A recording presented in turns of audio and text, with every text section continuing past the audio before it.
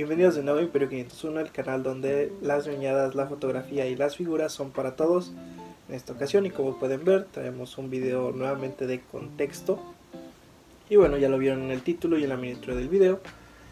Hoy toca contexto al poderoso Kirk Canos. Así que, basta de hablar, vamos con la intro.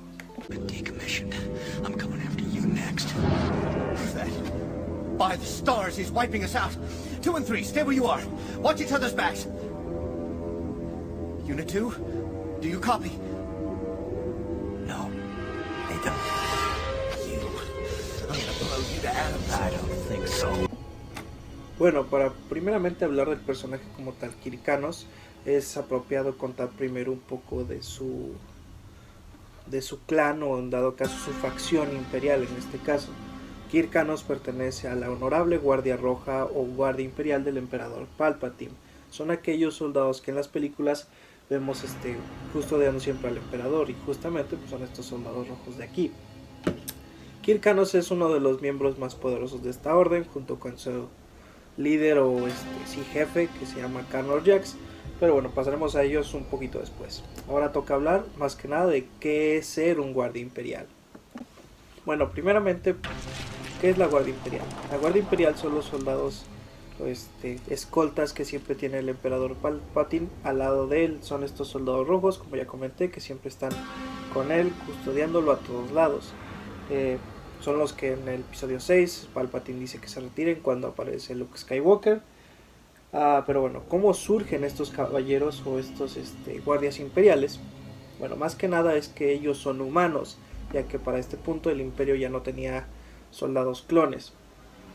Son humanos, los cuales son lo mejor de lo mejor, ya que fueron Stormtroopers, los cuales tenían grandes habilidades en batalla, inteligencia, destreza, etcétera, etcétera, los cuales eran escogidos de entre sus pelotones. Esto era considerado un gran honor para ellos, ya que bueno, era literalmente eran las escoltas del emperador, y qué más honor querían que eso.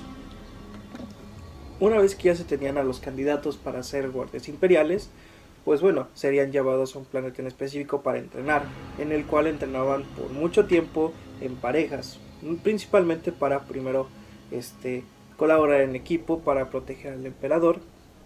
Y una vez terminado el enfrentamiento, Palpatine llegaba al planeta y vigilaba su última, como que su última iniciación, o su iniciación, sí, más que nada, para ser guardias imperiales. ¿Cómo era esta iniciación?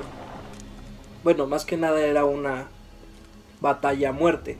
Los dos cadetes o los dos participantes que habían peleado juntos por años, habían entrenado juntos por años, tenían que morir para que uno se convirtiera en guardia del emperador. Entre ellos pues está Kirk Canos, que bueno, les dejaré una imagen de cómo él asesinó a su compañero. Bueno, una vez convertidos en guardias imperiales, pues bueno, se les quitaba de toda humanidad y todo sentido de raciocinio o voluntad, ya que bueno, eran básicamente estatuas o protectores sin nombre y sin pensamiento o palabra para suma protección del emperador, vaya.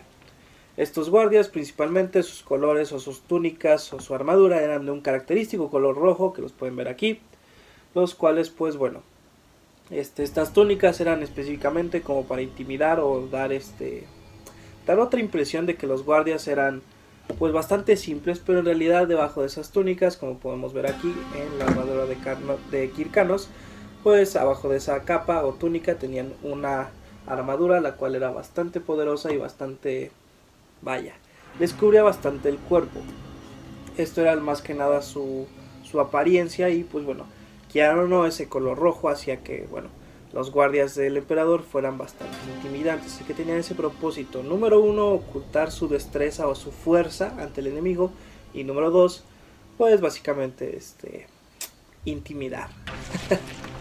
Cabe resaltar que muchos de estos guardias imperiales siempre tenían este uniforme característico, siempre la túnica, pero había una variante. Cuando eran mandados a misiones un poco más en específico, o misiones de batalla o para pilotar naves, ellos pasaban a quitarse su túnica, a quitarse su armadura roja clásica y a ponerse una armadura de Stormtrooper. Pero obviamente, como como el emperador quería dar a denotar de que eran sus guardias, pues la armadura era bastante roja.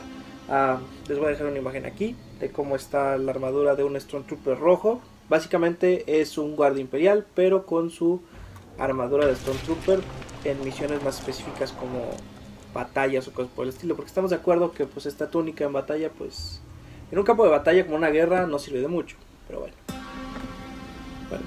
Tras la muerte del emperador Palpatine en episodio 6, debido a que estos soldados o estos guardias no tenían voluntad propia y ellos ya habían jurado su vida al emperador, muchos de ellos cometieron suicidio, o la automatación, vaya, ya que bueno, se les había ido su razón de vivir, o más que nada habían fallado al emperador. Muchos de los guardias imperiales pues se quitaron la vida tras la muerte del emperador. Después de la caída del imperio y muchas cosas más que suceden en el universo expandido de Legends, pues bueno, pasamos a una facción muy corta de los guardias imperiales. Entre ellos está el poderoso Kir Kanos. Pero bueno, una vez les conté esta historia de cómo era ser un guardia imperial, pues bueno, pasaremos un poco a la creación del personaje de Kir Kanos. Bueno, Kir Kanos nace en 1995 a manos del escritor Randy Statley y el diseñador Paul Gulacy en el Star Wars, bueno, en el cómic de Star Wars Imperio Carmesí. Pero bueno, ellos dos fueron encargados de darle la historia, ser básicamente un vengador del emperador en ciertos números del cómic. Pero bueno, salieron 3 cómics de Imperio Carmesí, los últimos 2 no fueron tan buenos como el primero, pero bueno, esa ya es otra historia para otro momento.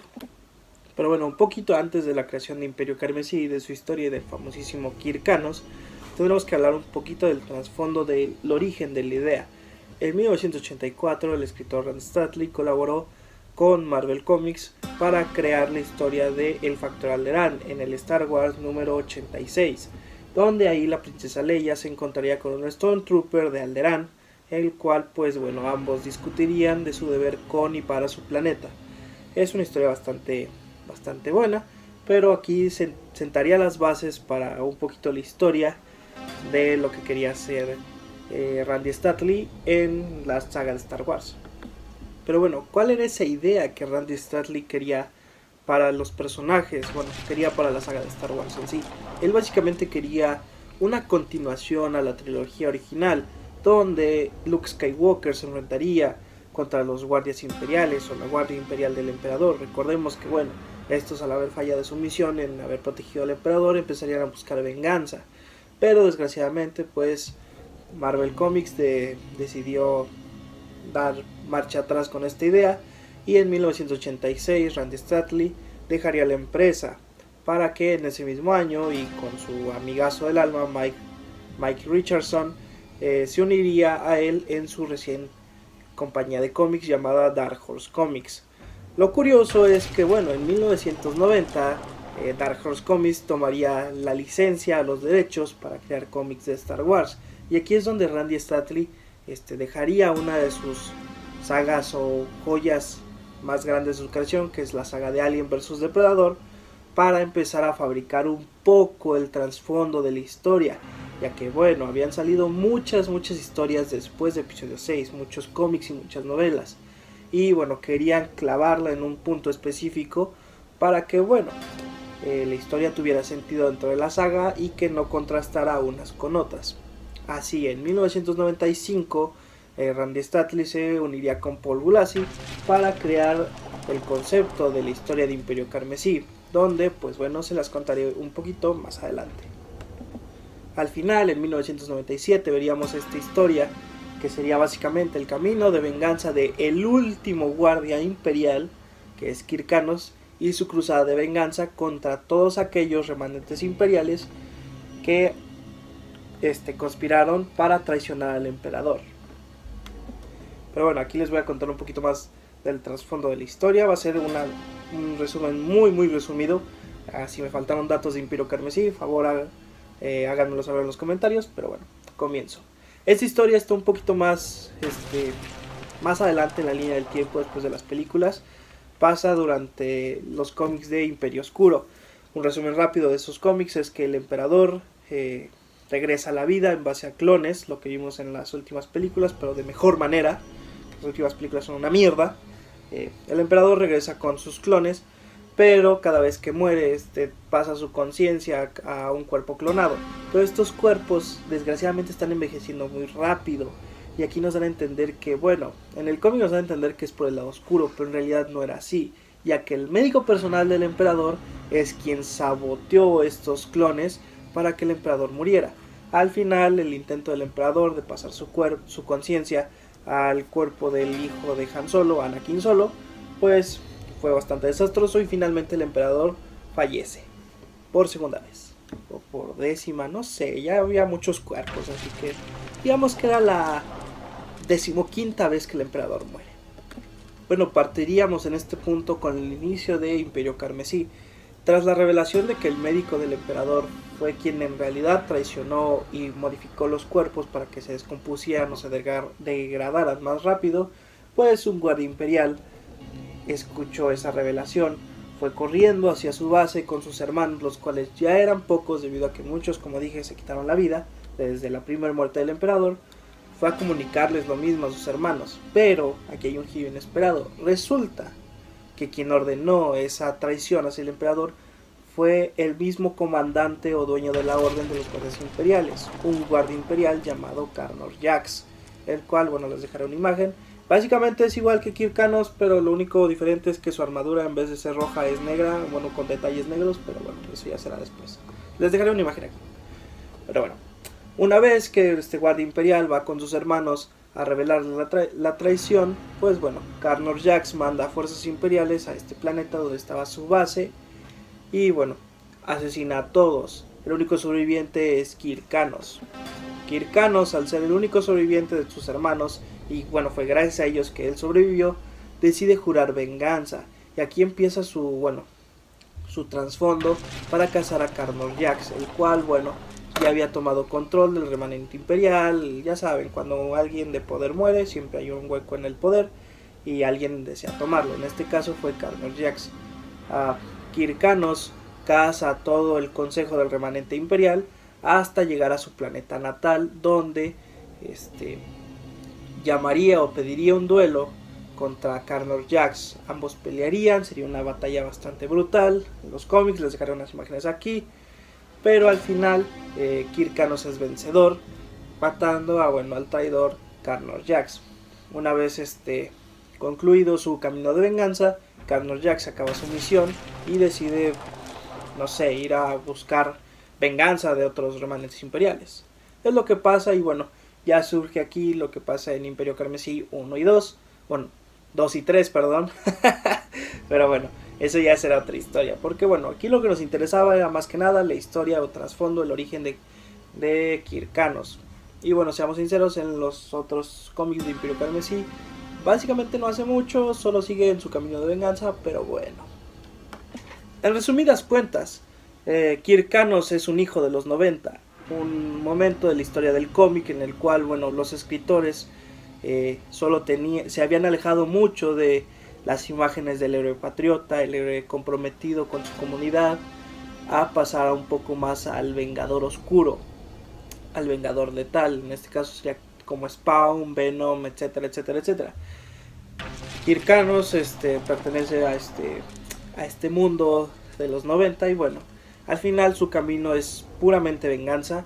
Al final él simplemente, la historia se queda abierta. Desgraciadamente esto ya no es canon. Kir Kanos ya no existe en el canon actual, sino en el canon de Legends. Pero bueno, dan a entender que la historia de Kir Kanos no quedó cerrada, porque él incluso queda vivo después de varios años de que el remanente imperial se une o hace su tratado de paz con la Nueva República. Pero bueno, esto fue todo por el video de hoy. Espero que les haya gustado. Sé que fue un resumen brutal, porque hay muchas cosas que se dicen en los cómics de Imperio Carmesí que la verdad es más que nada, se resume todo en que es un camino de venganza. Y por eso no quería hacer tan largo este video. De hecho, por sí va a ser algo largo. No sé cuánto vaya a ser, sinceramente. Pero bueno, la verdad es que el personaje de Kir Kanos, cuando yo lo conocí, pues fue una figura brutal. Y bueno, tenemos 3 representaciones de él, bueno, en figuras de Star Wars. La primera sería su versión en 3.75 pulgadas de la Legacy Collection. con su traje de aprendiz a guardia. Les dejaré una imagen. Su segunda aparición en figura igual sería en la colección Legacy, pero sería en un comic pack donde él estaría junto con Carnor Jax. Les dejaré igual la imagen aquí. Y por último, su y más reciente aparición es en la colección Black Series de 6 pulgadas, donde pues Hasbro cometería el error de llamar a este personaje Carnor Jax. Pero bueno, no es la primera vez que Hasbro se equivoca con los nombres, y bueno, ya se disculparon, así que todo en orden. Pero en fin, espero que el video les haya gustado. Si fue así, no olviden dejar su like, comentar en la parte de abajo si les gustó. Igual si me faltó algún dato, por favor pónganlo en la parte de abajo. Yo siempre los escucho y aprecio esos comentarios. Y bueno, no se olviden suscribirse, activar la campanita para más notificaciones de nuevos videos. Y bueno, no se olviden seguirme en mi cuenta de Instagram @imperio501. Yo soy Vic y nos vemos hasta la próxima. Bye.